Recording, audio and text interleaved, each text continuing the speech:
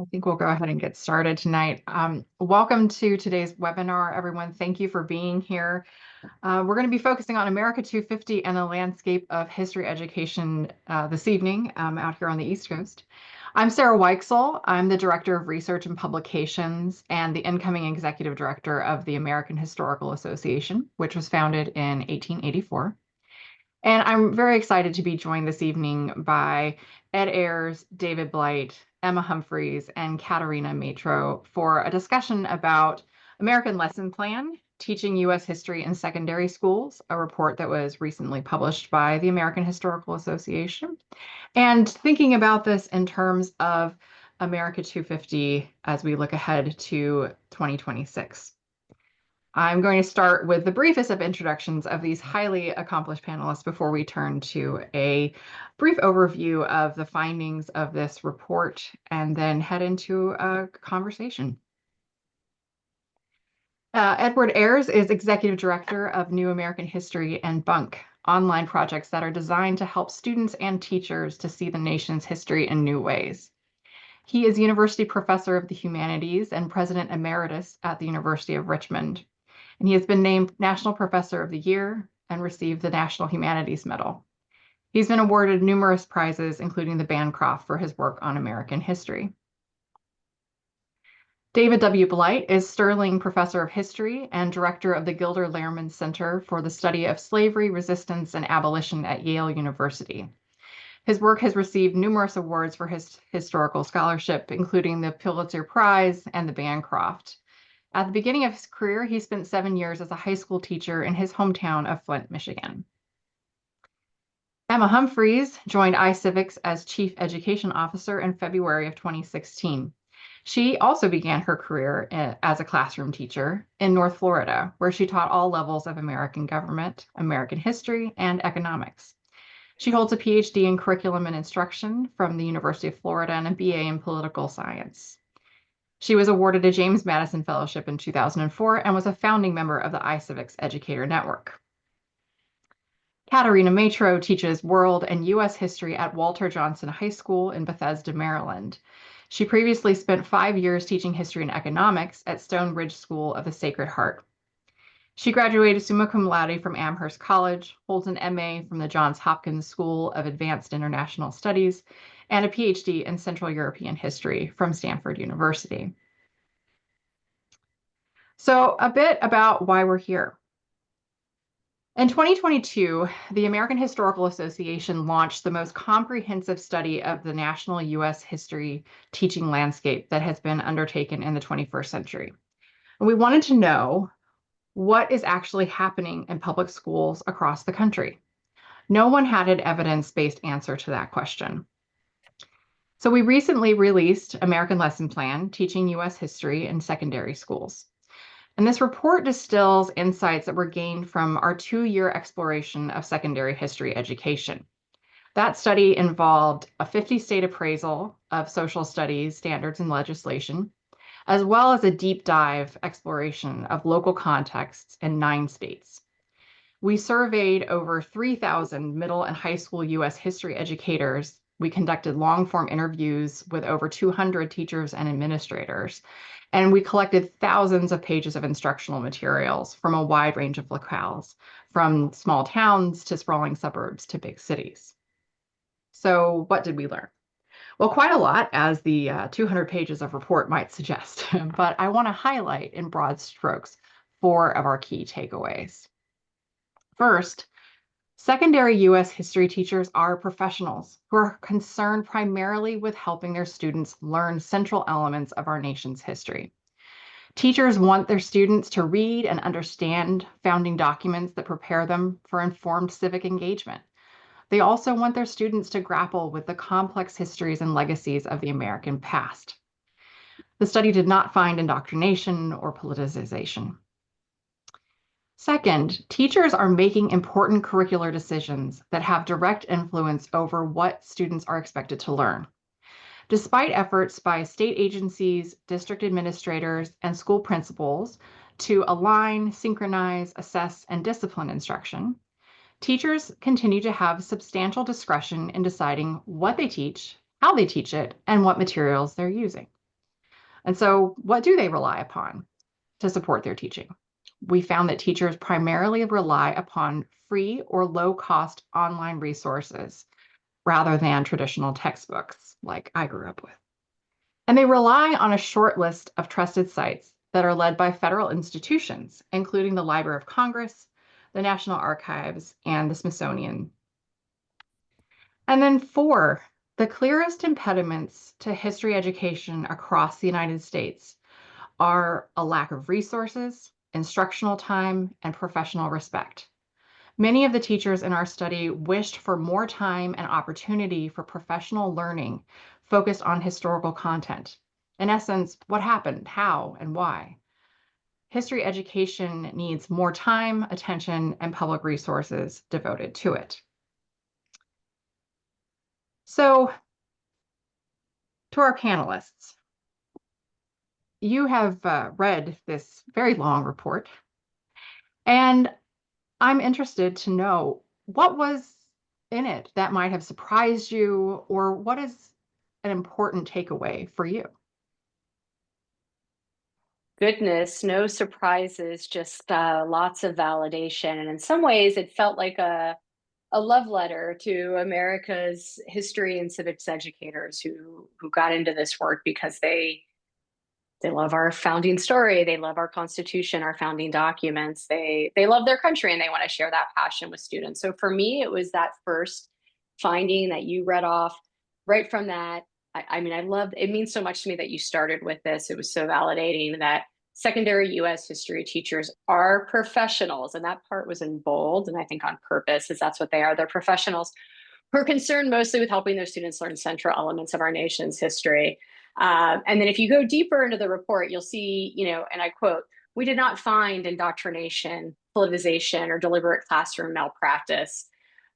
If there's any wholly inaccurate message being sent by our schools to millions of students and their families," again, I'm quoting here from the report, "it is that history is not important enough to command time, attention, and public resources." So all this airtime we're giving to accusations of divisive issues and indoctrination is completely shadowing the real issue, which is that we are not emphasizing the subject matter that our constitutional democracy, our republic requires.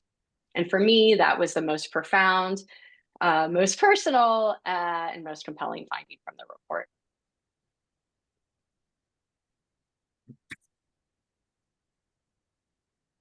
Any order you want us to go in, Sarah?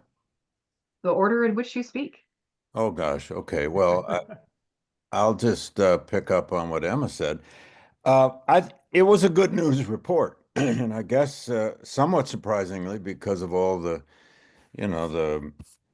let's be honest, right-wing attacks on public education, all the bad news about what supposedly was happening in classrooms with CRT, etc.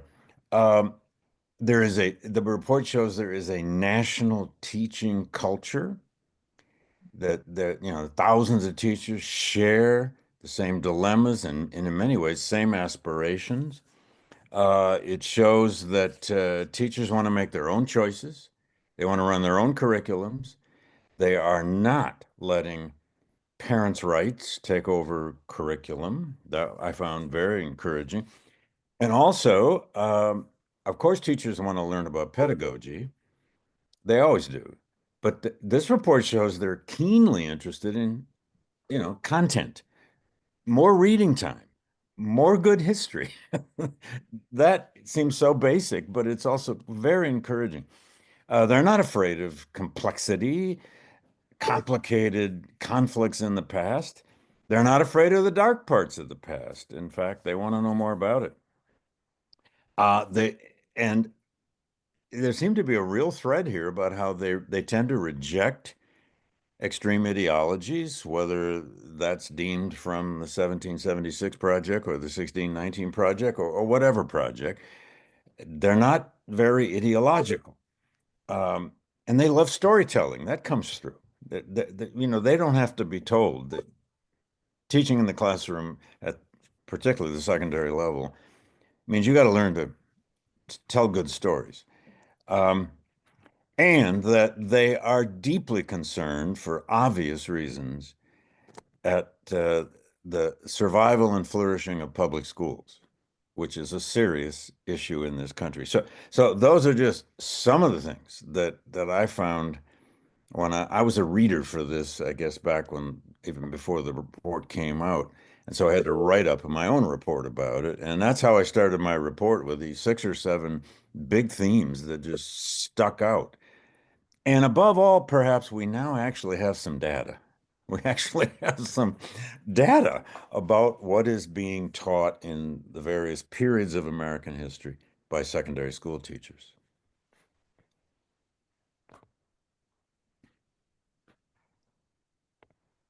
Randy, you want to go? You want me to? Oh, I You're gonna have to call on us, Sarah. You got to All be. right, I'll call on you. Ed, you're up next. So I'll do a typical academic thing here and problematize it because I agree with everything that Emma and David said. It comes through so clear, and documenting that teachers uphold and embody the highest ideals of the nation is my takeaway from it. But I have to admit that I was surprised that 23 states last teach the founding in elementary or middle school. And so if we're, and not just the founding, anything before the Civil War. So what that means is that kids are coming into this anniversary, maybe having thought about this 4 or 5 years ago, before they were really in a position to grapple with the complexities and even the importance of this era. On page 49, there's a great graphic representation of that fact.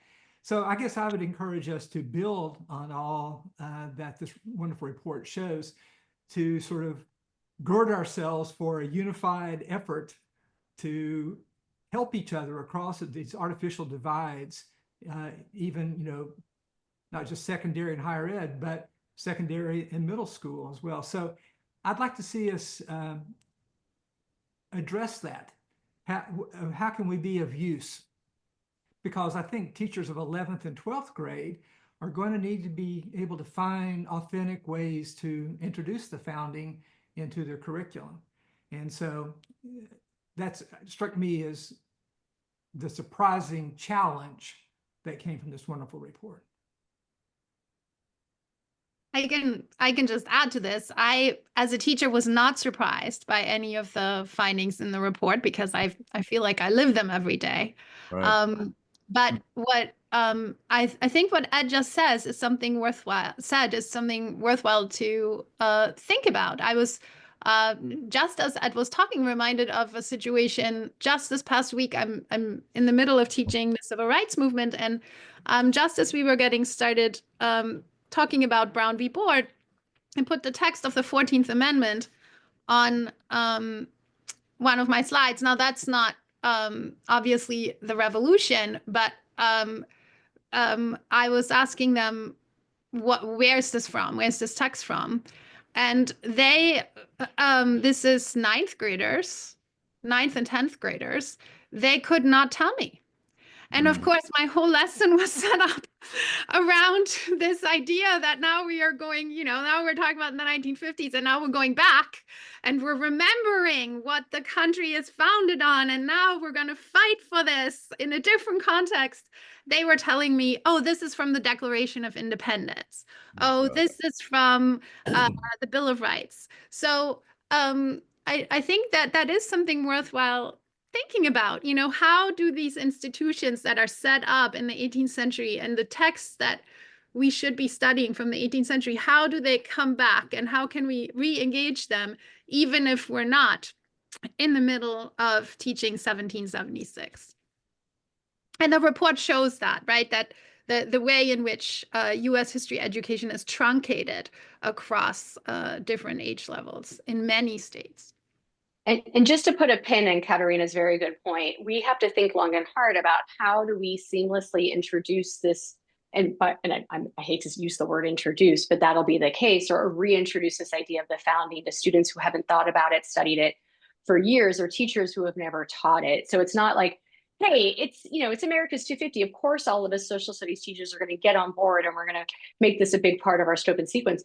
No, I mean, in a lot of ways, it'll be around peg in a square hole, or vice versa. I always mess that idiom up. But nonetheless, how do we support teachers so that they make this meaningful and it's not just this aside, this tangent, but they're able to sort of bring it into their curriculum and make it a really meaningful experience. And the good news, the one thing that we have on our site is time. It's not a one-day event. It's not a 1 week or 1 month event, right? It's a year-long celebration.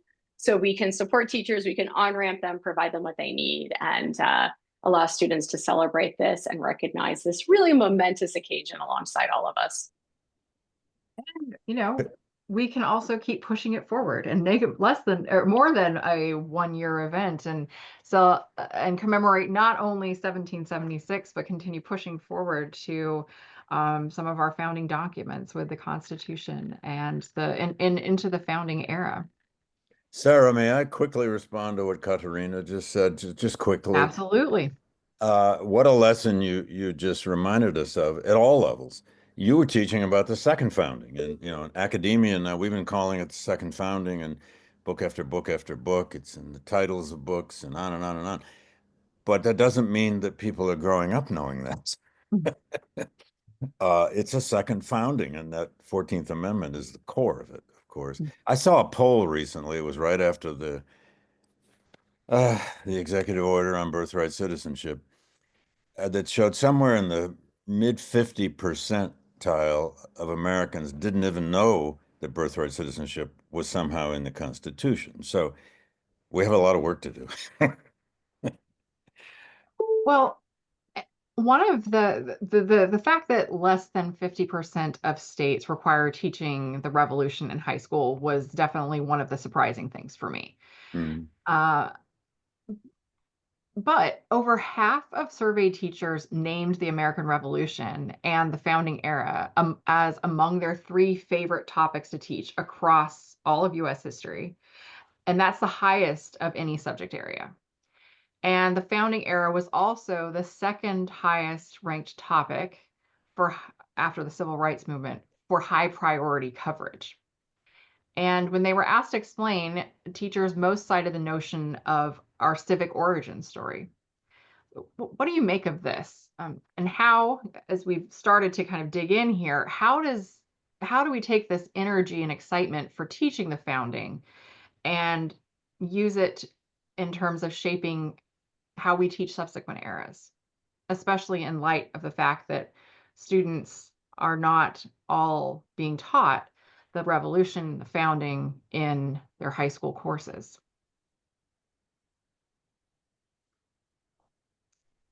Once I start talking about this, you won't be able to shut me up. So I really want to defer to someone else on the panel to go first. I'll go ahead.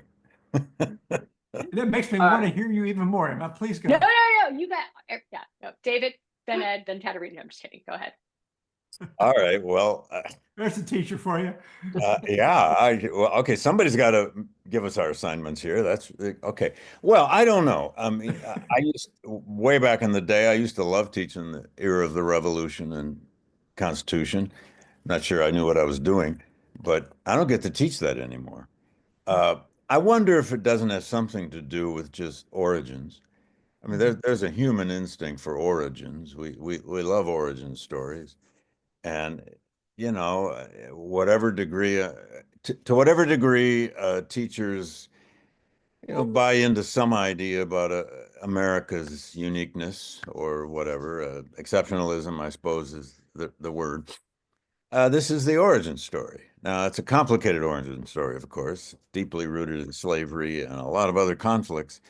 But I also wonder if sometimes, and this is not a criticism of any teachers, the American Revolution tends in the popular imagination to be without controversy. It doesn't have, it's not the Civil War with its massive slaughter and deep divisions that went on forever. Although the American Revolution was a very bloody war and a civil war within the society. But anyway, I wonder sometimes if the founding era, and we get that Constitution out of it, and you know, in some ways, the Constitution has survived a very long time. It's not a disputed history as sometimes other periods may be. I don't know. That's not a reason to not admire those who love teaching it because it's so important. I can I can maybe add to that a little bit. I think when you read the report, I was just rereading it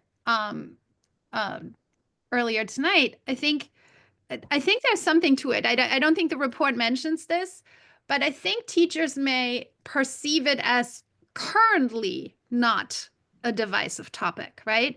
Uh-huh.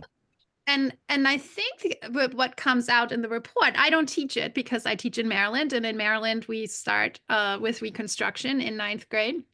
But Oh, in the report, what comes out is that teachers actually do a really good job of talking about the divisions and talking about the different options that were on the table. So in some ways, it seems like in the popular imagination, yes, here's a teacher teaching something that every American agrees on, but at the same time, it's a topic that allows the teacher to introduce notions of debate and contingency and this could have gone another way and serious conflict. So it's almost like it allows the teacher a little bit of a laboratory to for history in a way, what we want history to be in a context and content area that maybe is perceived to be as less divisive. So the teacher in the classroom doesn't have to feel like they're self-censoring, or they worry about, oh, what's my administrator going to say? What's the parent going to talk to me about on the phone? At the same time, the children get introduced to different historical perspectives and different actors and all of that. So I wonder whether that plays a role. You know, it Very. seems, it says in the report that many teachers don't include women and Black Americans and Native people in their discussion of the revolution. So in some ways, it's a stage, to go back to David's point, it's an origin story, and Katharina's point, it's a kind of a play. I mean, Federalists, anti-Federalists, okay, choose sides, you know, shirts, skins, whatever, you know, and we love the documents, we love the PDFs, but if we actually used a broader range of documents to actually look at, you know, maps and images and numbers even, to get a sense of what was at stake in the society as a whole. You know, I live about 8 miles from Monticello, so I can feel the vibes coming off the Declaration of Independence even as we speak. And he was trying to solve problems, not just create a great nation. I mean, so I think if we kind of thought about this from the outside in, as well as from the great documents out, put those in conversation more, I think that we could have a more integrated understanding of the founding. Kids could understand, whoa, this was not a certain thing that can be talked about. This could have, matter of fact, it should not have happened. They shouldn't have won, right? But you can't really understand that if you don't pull the camera back a little bit farther away from Constitution Hall or Philadelphia or even Monticello to see all the different sources of power and contestation they needed to balance. None of that diminishes the accomplishment of the founding. I think that's an important thing that people need to understand, that to talk about challenge doesn't diminish the fact that they ended up creating a new nation that has survived this long. So I think I would call for kind of an enriching or broadening of the story that doesn't diminish the founding as the accomplishment that it was. So this is a perfect example of why you hold your fire and let other smarter people talk first. As if I had come in as gung-ho as I wanted to, I would have come across as so dim, because the points all three of you have raised are absolutely magnificent. But I'm going to bring us back to Sarah's point, which is, why do teachers love teaching the founding so much? Because we've heard the word origin story, origin story. It's our origin story. And what a great one it is. It's so inspiring. We start poetically, hat tip to Thomas Jefferson. We kick off the shackles of monarchical tyranny. We fight a war against a world power. We win this war against all odds. There's this incredible document that we then write that guides us for the next 250 years. It's such a beautiful story.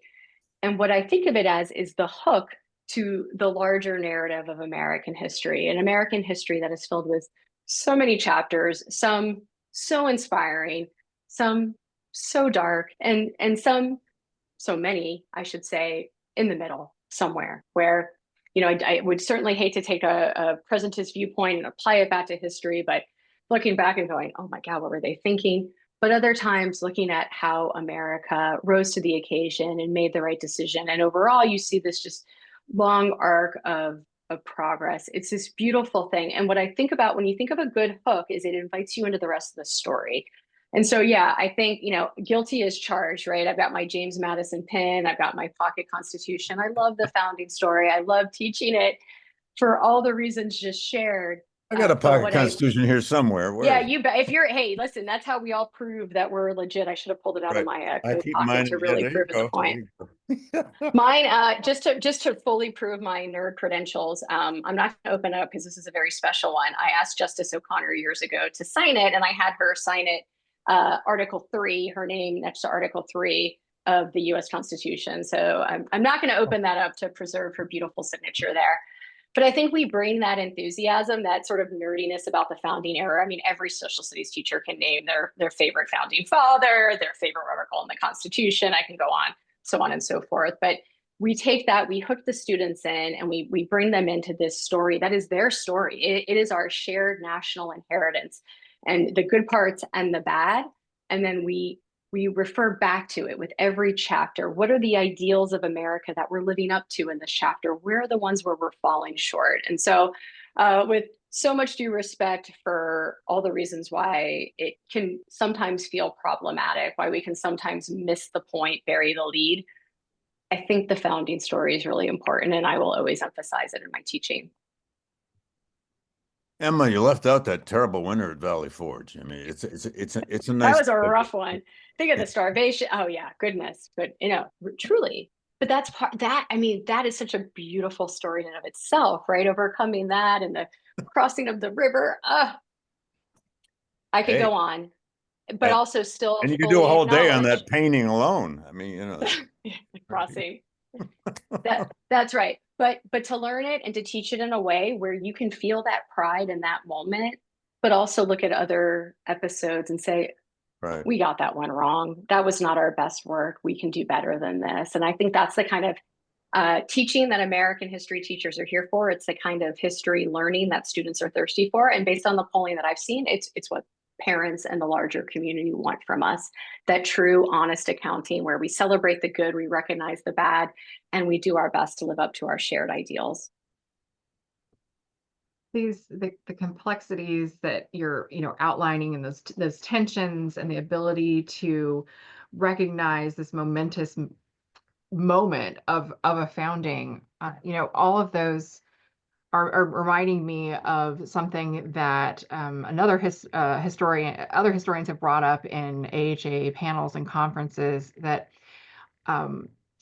we and our students are not responsible for what happened in the past. We are responsible for what happens in the future. But in order to shape that future, we have to understand where we've been, where we've come from, and what's happened. So, we're hurtling towards 2026. As someone who is helping to pull together a special 1776 themed issue of the AHA's journal, I'm particularly feeling this pressure. But so America 250 celebrations are being planned. What can we do as educators, as scholars, to engage this energy for commemoration and for public memory? David, you're an expert in memory creation. Never trust your memory. That's all I've learned. Anyway, well, I at the risk here of doing what you may not want, I want to start with the politics of this. Memory is always about the politics of memory. That's why we fight about it. That's why we divide over it. That's why we have competing narratives, which is what historical memory is all about. I think we have to, from middle school and high school teachers on up through university profs, museums, the National Park Service, hopefully it survives. We have to prepare. to counter what is, we can be quite sure now, is going to come from the 1776 Commission, recently revived by the Trump administration. Again, I don't mean to politicize the conversation, but let's be honest. The White House is going to have millions of dollars to spend on whatever they conceive of as their vision of a national celebration. I mean, we already have executive orders about patriotic history.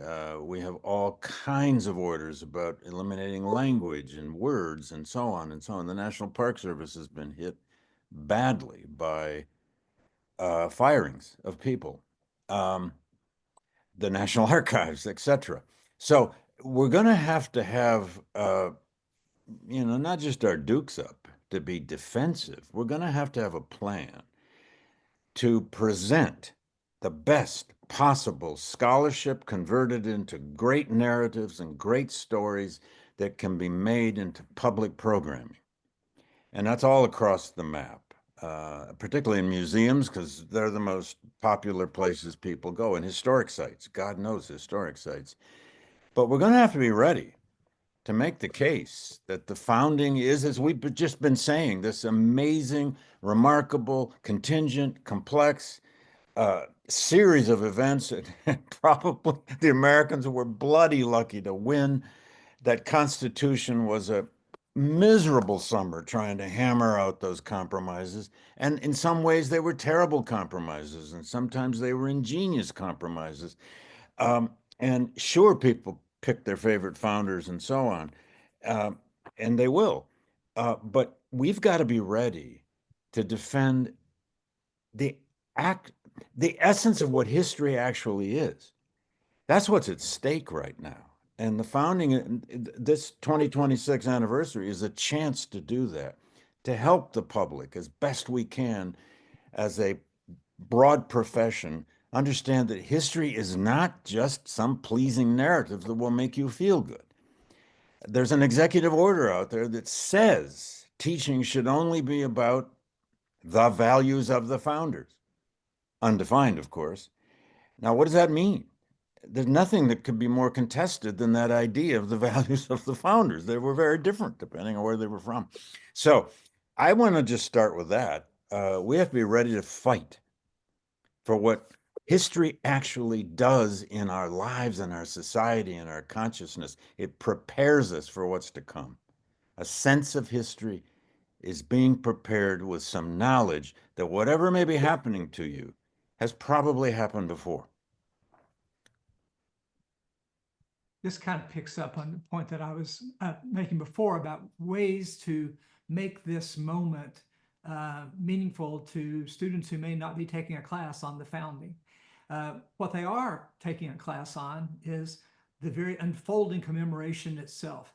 So I think we should make the commemoration a historical subject that's enacted before their very eyes. And the point of it would be to understand and appreciate, and the historians are in this conversation, but we're not the only ones, what's at stake.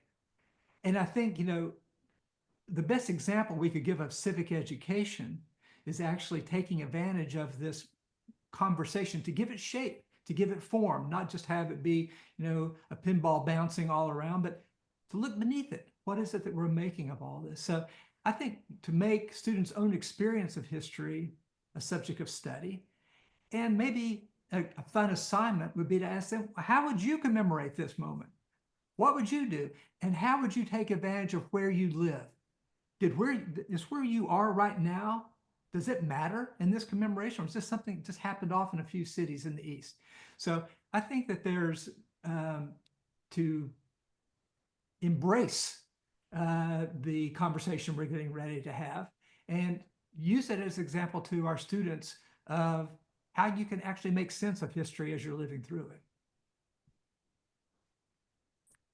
We were talking about this a little bit when we were getting ready for this conversation. And I had to think about, am I on the right panel? I don't teach the founding era. But then when I was talking to my colleagues and thinking about it some more, I was thinking along sort of the same lines, right? Ed was proposing we could think about having students think through memory or thinking about commemoration. How was it done 100 years ago? How are we about to do it now? But a similar question that teachers can ask who are not teaching the founding era is, how have other people perceived this at different points, right? Either in American history, right? What did it mean in the 1890s? What did it mean in the 1920s? Or what did it mean just before the US entered World War I, for example, right? But also, what did it mean to the rest of the world? What did it mean to the French in 1789? What did it mean to the Vietnamese in 1945, right?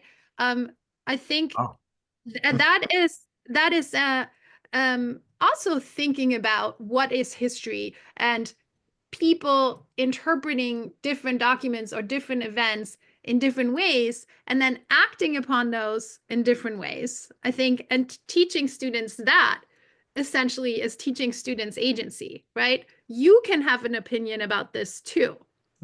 Just like you can have an opinion about the article that was just published in the local newspaper or whatever you saw on social media today. You can have a critical opinion because you know that people have interpreted these things differently. And I think that's how we can make clear to them that history in and of itself is civic education and gives them agency, right? You don't have to be upset that things in the past were not always great, or that your own country has done things that are not always great, but you can study them from different angles and then make a decision about what you're going to do today.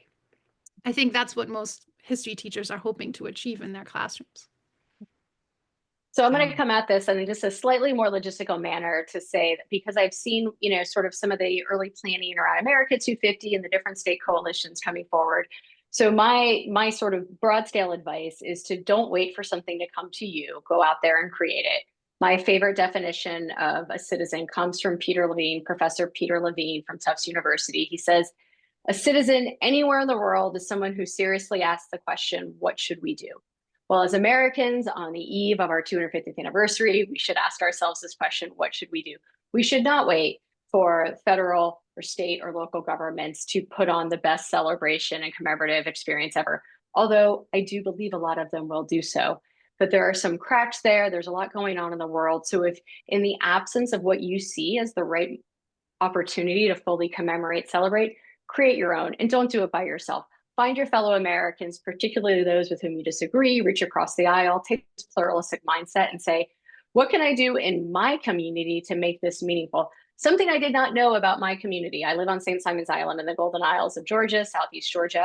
And one of my friends from the Bill of Rights Institute informed me that they use the wood in St. Simon's Island to build this really historical boat in American history. And I'm like, what?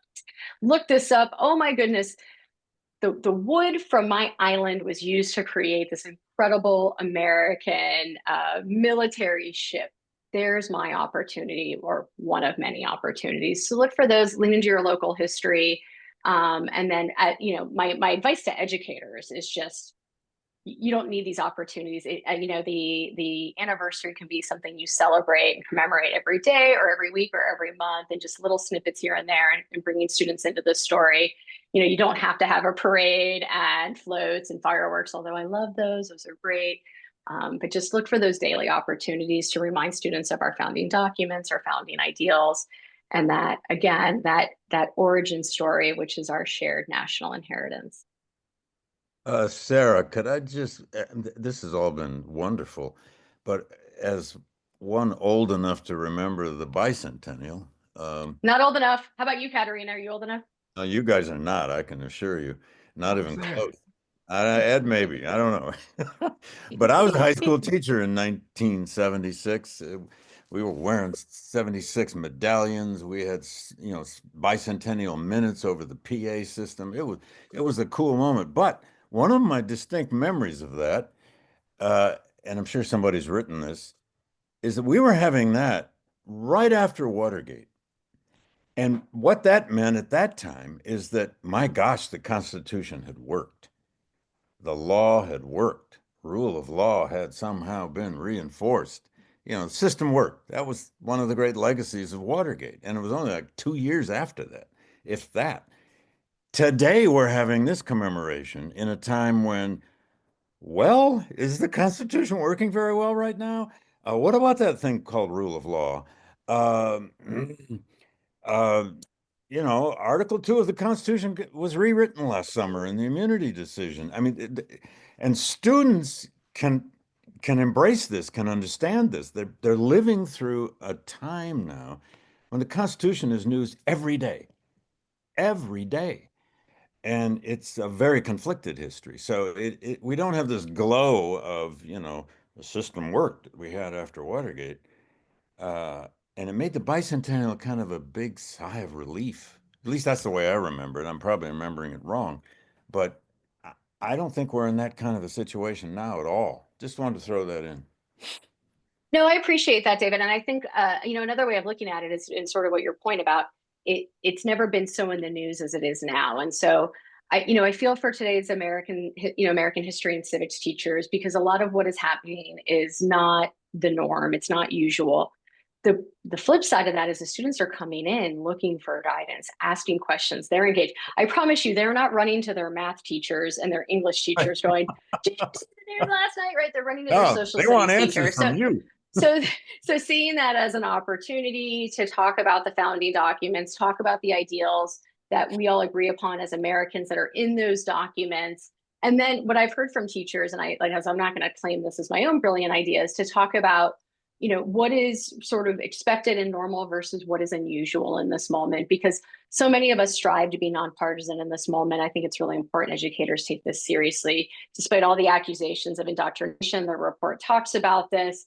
What you see from the report and its findings, that teachers are, really pushing back against it and saying, no, that's not what we're doing. We're trying so hard in this moment. So to capitalize on that student interest, find the words and the language that makes sense in your community, that feels safe to talk about it. And, if you're in Newton, Massachusetts versus Amarillo, Texas, it's going to be so different.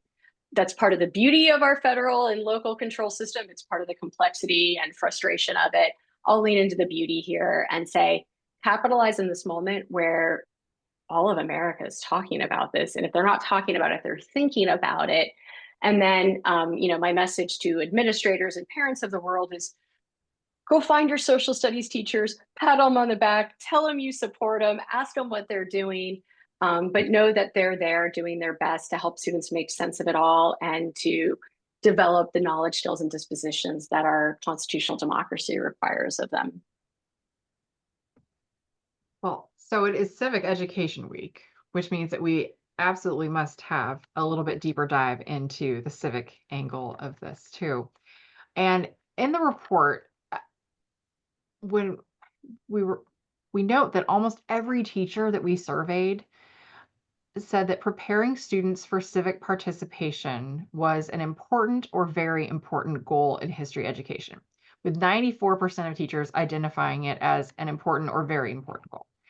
All but 8 of more than 3,000 teachers surveyed said that civic participation is a priority in their teaching. So my question to you all, what lessons about civics can students learn from studying history and from thinking historically? Katharina, I'm going to turn to you first. Mm-hmm. I think I answered that a little bit already, but I think I have a big poster in my classroom that has the John Lewis quote that says, "Democracy is not a state, it is an act." And I think historians try to show that, right? When we teach politics, we don't portray it as this complicated machine, like, here's the Constitution, this is how it works. The senator gets reelected every 6 years and the Congress people get reelected every 2 years, and you have to be this age to be elected president, right? We don't portray it that way.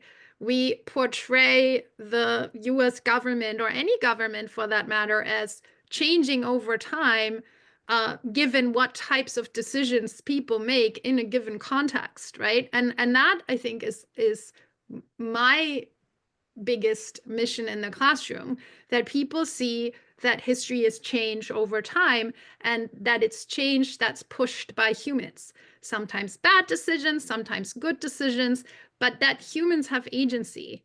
So I want them to walk out of my classroom and understand American history, or I also teach world history, understand world history, but realize that they're actors and that they're agents and that they can take, just like the historical actors that we study, that had different options on the table, and sometimes they decided really badly and sometimes they decided well.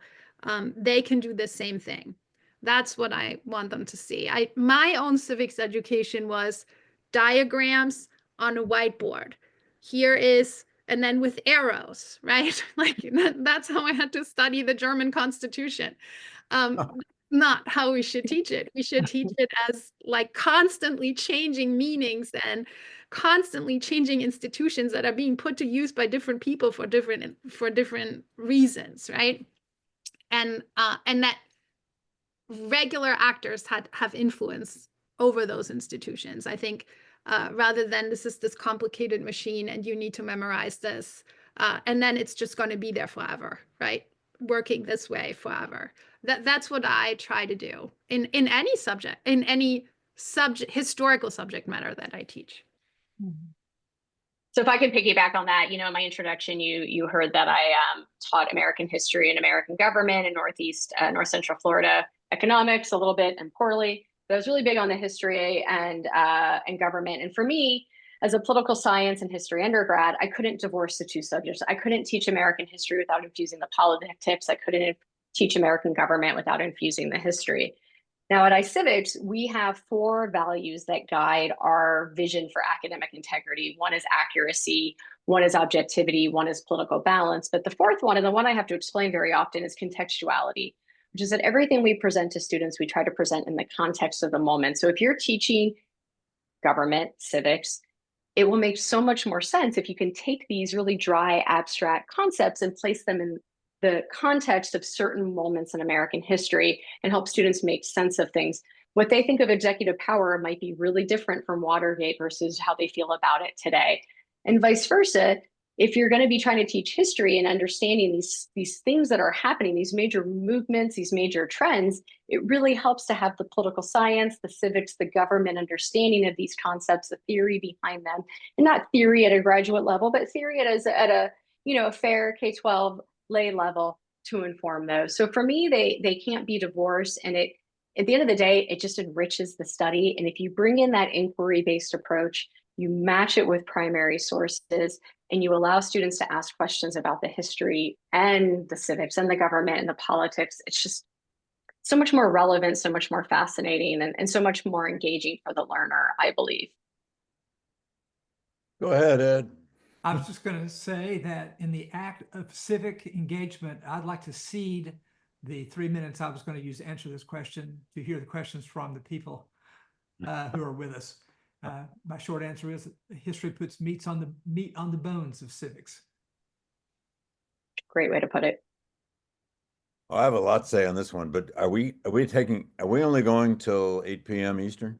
We are, but Well, then please, we better go to the audience then.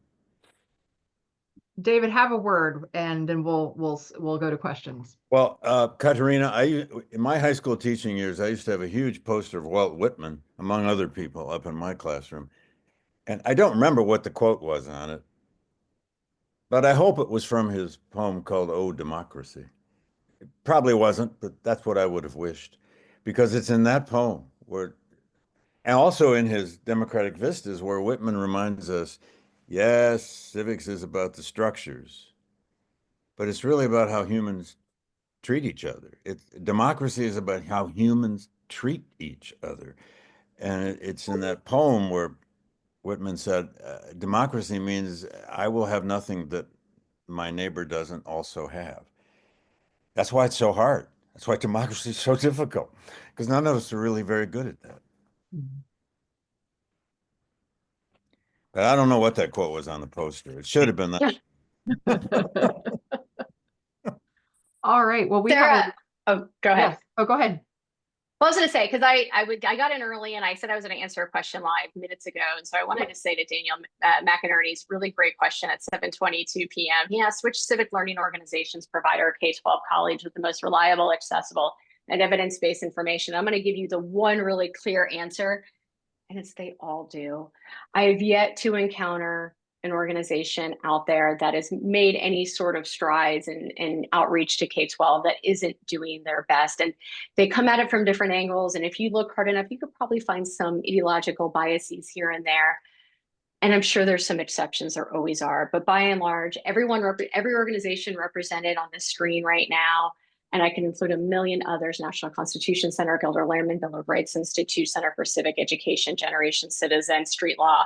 I'm so sorry to anyone who I didn't think of in this moment. There are so many providers out there doing their darndest to provide accurate, objective, nonpartisan resources that teachers can trust and use in their classrooms. And if there's one out there that's like really trying to indoctrinate, I don't really know of them. And it's probably because they're like so on the margins, it's not even worth paying attention to them. Sarah, sorry, back to you. Would anyone else like to note any resources that they're familiar with that they would particularly point our audience to? I would say that Annie Evans at New American History has actually made learning resources based on the lesson plan that pre-service or a group of teachers could use and sort of analyze it as a document in and of itself. So at newamericanhistory.org, you can find a two-part analysis and maybe a way to share with your students as well. Okay, here's what the historical profession is saying about itself, and gives you some guidance about how you might structure that conversation. Hear, hear. You know, Sarah, I love some of these questions in the Q&A. The Sue Eikenberry question: if our students see things happening in the current situation that may be wait a minute, in the current or near future curriculum that may be ahistorical, what should they be encouraged to do? Well, go find the good history, go find the better history, go look it up, go find the truth as close as you can get to it, and then replace the ahistorical part. Anyway, I like that question. Good question. What if the students find something ahistorical? Thank God they do. Anyway, there are a lot of good questions here. There are excellent questions here. This is kind of combines a few of them.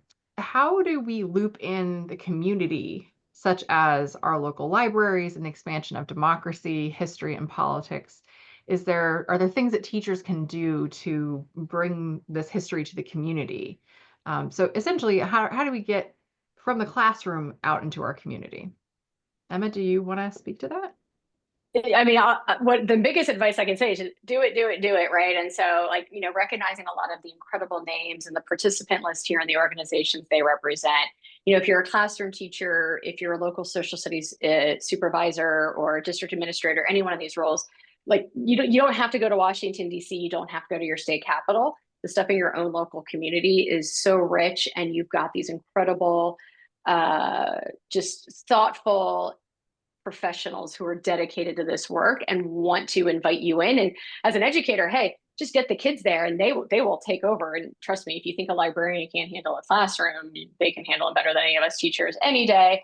So, make the outreach, ask, but I think that's what makes this history so much more engaging for the students. I mean, for me, the question is always authenticity and relevancy. If you're visiting your local historical center, your local historical society, your local library, you are going to get authenticity and relevancy in spades. And as the classroom teacher, with other than logistics of getting the kids there or vice versa, you don't have to do a thing, because these professionals are going to give your kids a world-class educational experience. Every teacher in America should go plan an event with their local public library, if for no other reason than to support the public library. Absolutely. And show kids where it is. Get them their card. Yep. Yeah. All right. Well, before we end, I wanted to note that as part of Civic Learning Week, Ken Burns will be joining PBS Learning Media to continue discussing some of these issues. And there will be a new release of a film called The American Revolution, which will be out this year, so that folks will be able to engage that in 2026. So I want to thank all of our panelists. I want to thank, Katharina, Emma, David, Ed. Thank you so much for joining us this evening and for a really engaging conversation. Thank you to everyone who was able to listen in, and we look forward to seeing you at a future event.